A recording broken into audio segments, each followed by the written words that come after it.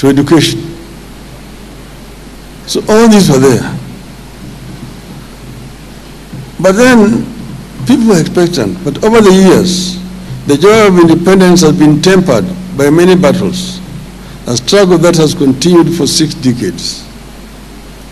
We have fought poverty, we have fought ignorance, we have fought disease, we have fought corruption, and we have fought tribalism.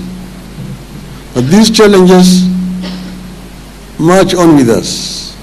In spite of our tribulations and against monumental odds, we have fought and we are still struggling to build a thriving democracy. We are still fighting for individual freedom within our free nation. We have become the beacon of hope for the millions of immigrants for the 4 corners of the earth.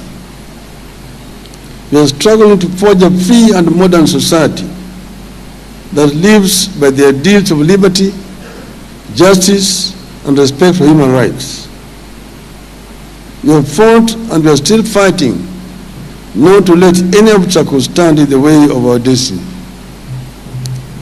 I have been extremely fortunate to see the emergence and progression of Kenya up and close. First, as the son of a freedom fighter, my father was involved. 2, as the son of the first vice president for a brief period.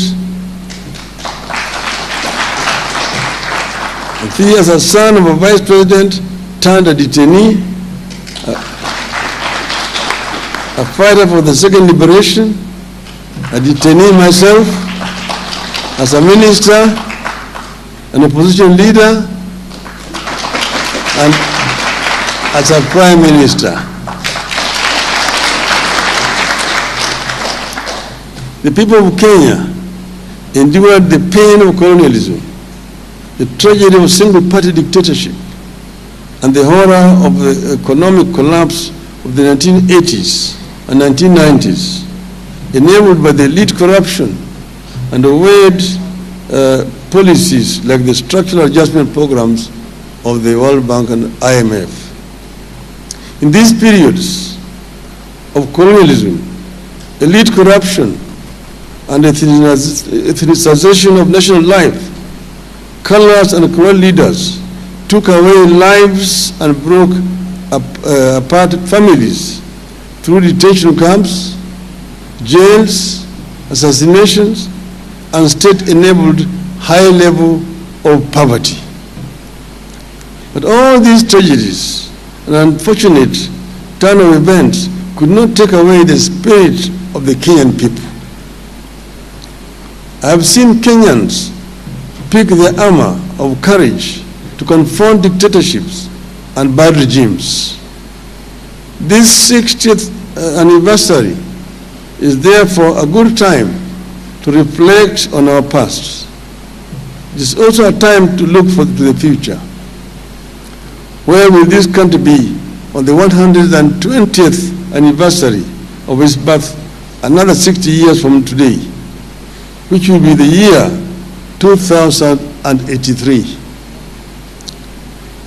This is a challenge that I want Kenyans to reflect on. Where we are going to be 60 years from today. Will we still be a country going around the world with begging bowls? Will we still be a country struggling with the weight of corruption, tribalism, lack of accountability, and empty promises for which the promise makers pay no price? Are we able to set the stage for a future of a dramatic departure from the Kenya of today? As a nation, we have always had great ideals on paper, including in our constitution and various policy documents like the Vision 2030.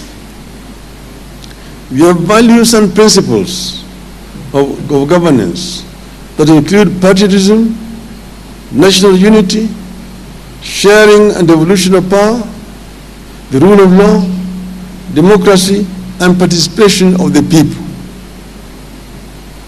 We also